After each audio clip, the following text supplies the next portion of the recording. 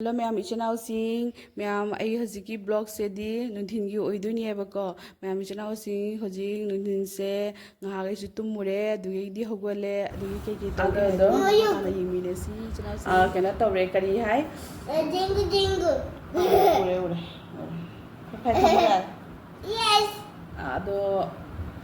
ma'am हजिक से को मा होगलबनी ना आई सु एफ्रेस मा थके आंगांग सु एफ्रेस मा थके आई रे बासु एफ्रेस मा पिथागे मा सु थके ना हाइरे को अदो दो हजिक से एफ्रेस होम से मगे सिगा एफ्रेस है से सिनी को कोई हार्बर लाइक के ऐसे एफ्रेस थे ई बनी को जम साथी नुंगाई जम साथी हंसांग से फ्रेश ओय अदो बेगी याम सु कानी हंसांग दा से दी इसिंग साबा तक तो इने को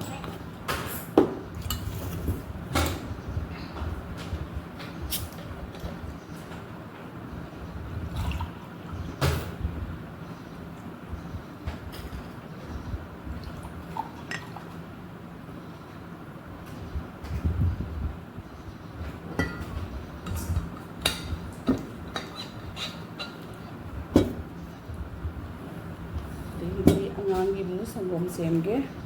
sigi mama gi na ka tawre kariya ahoina ne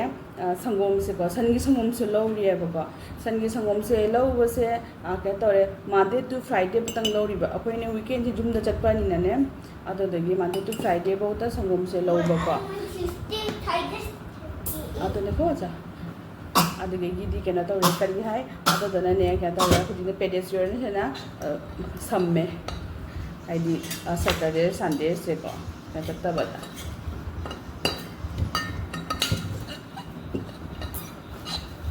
शिशु शिशु शिशु शिशु होय शिशु शिशु सिगा एफ्रेश अनि ग सेम लेरे एगा ए नुपा गई को अदगी सिगा ने इसा नुपा की मागी संगोम सिगा ले हो my when would you to make the chunky काय द चंगी नो देखो मालू पुगे ngल अदनी म्या इसा नुपा से संगोम जे बिथागे आई होय जु एफ्रेश से थागे ना मिल से तक तो लाओ मचा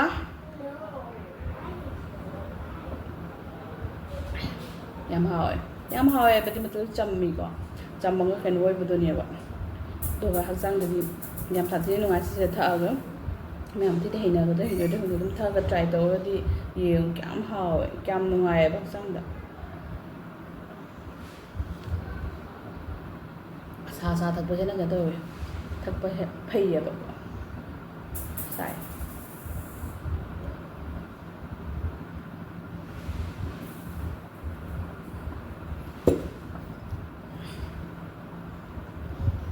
मचा सना मचा लाओ मिल्क थक तो लाओ मिल्क जा रे इंगे लाओ दम हो दोइद्रे साय आइना थक जादना लेइबा लाओ मचा नंग this is cold water so माना मिक्स तो हुई नी लाओ से थक तो मैं चन पासे संगोम से पिथे के को दगा इसु एफ्रेश से थक के थक तो ले थक बुमु निमिनसी ला चल मला Yushi babani ni macani ni oh na sila isa na pa si TV yengi mama ji ose baba मैं आज लखोई उमगा मैं आम अकोई से हुजिक से करण थोकले बकरी है संदागी घात वॉकिंग चट के ना ममसु मम में हाइदी मेक सेंग न उद्रे फोन से को अदो हुजिसे घात वॉकिंग इमा खोंगसे लेटलमदोरिने वाहो वॉकिंग चटपो ओइना ने दुगैजी बाजार दसु घातंग थोलके nga ma chikatang lawrake nga sabji ke ga budi ngarang na bazar tawbani ba ko ado jikse ya tawre ngatang thoge walking oina isana pa se putok pire deigi bazar su ngatang chalake paga mapaga na mamangda aina maningda moini mamangda satli akhoi lakpa kano do jawre kanogi sadarghat ki bridge मखागी बाजार दोगनी अखोना लाई से हुजिक से जंगे आइमा boy ना काई लेनो ने अखो बॉय से फंगनरे ने सिगेगी पॉपकॉर्न लौरी पॉपकॉर्न चागे है एकदम क्या तौदे बस एगांग से आइसनी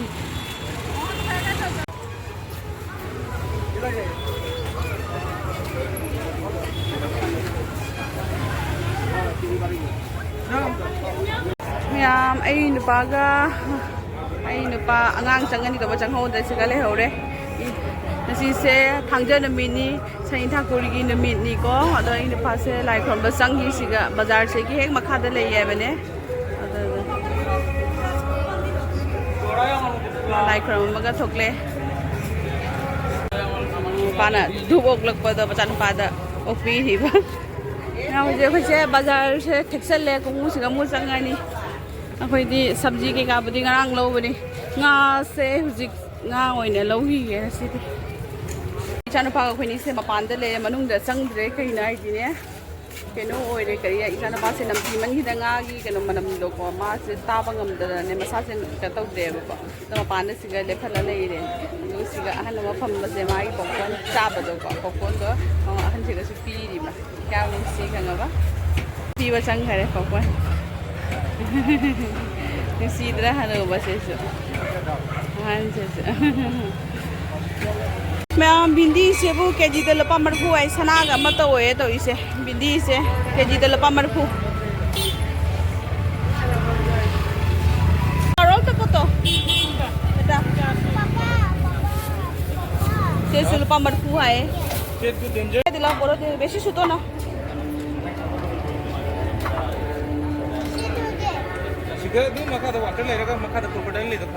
Akhoi se ko hojik se sadarghat makha de gi ne kara to bada auto tong ne to bada ga akhoi cheton ga ne itei ton ga se ko hati de gi lai ba moi su thengnari ba siga lai re aka cheton Ghty de lai ba do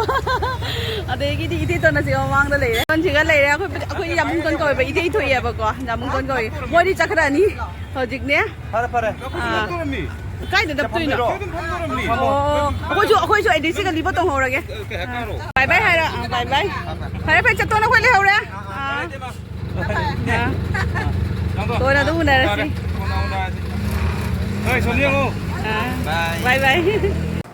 Mày akhoi se bazar de hale ko bazar de yu ta chang panai just wam an gi da fen cha thara ga phak pham mi ni myam fen ni makho chu tara mani ai khangam dre ko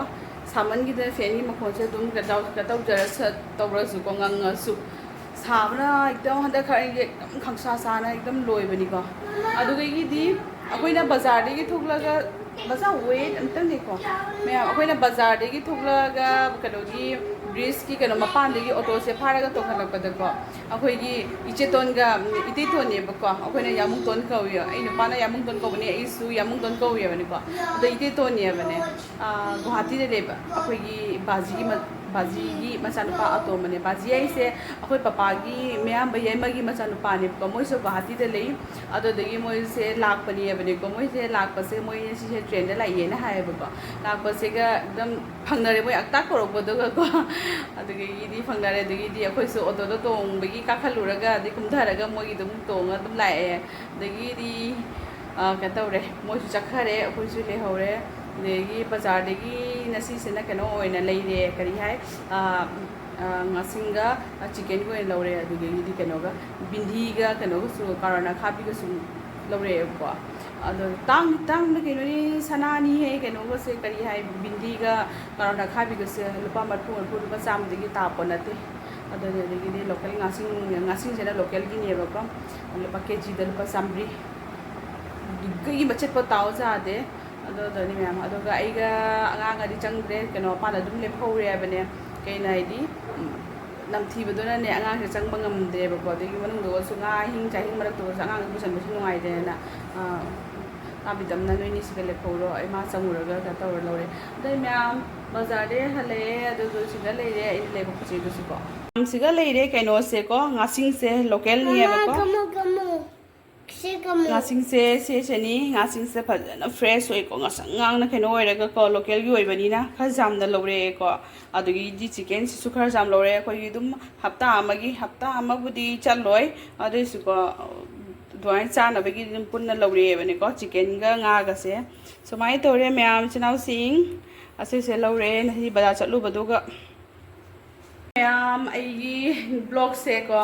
सिगा कनो तौरगे लोइसल लगे कइनो हाइदी blog से याम सांगदा मोंग सु माले तने को बस आई चानो पास ने आई video कापा जाते क्या तो बजाते एकदम डिस्टर्ब तो बस ने कहीं हाई ना करना दे अदनी मैम आई से ब्लॉग से मती मैम आई ब्लॉग से मतंग से सुन लो से लगे अदो मैम ने लुसी वीडियो ना आई चैनल से बो लाइक सब्सक्राइब शेयर तो व्यू कमेंट से तुम हाई व्यू नुआई देना अदो मैम सपोर्ट तो व्यू को प्लीज सपोर्ट तो व्यू तुम आई से नुआई है तुम कंटेंट पूरा का तुम लाख से हगी है को मैम सपोर्ट तो व्यू को सपोर्ट तो वाले पी नो मैम प्लीज से हाई थम से लगे बाय बाय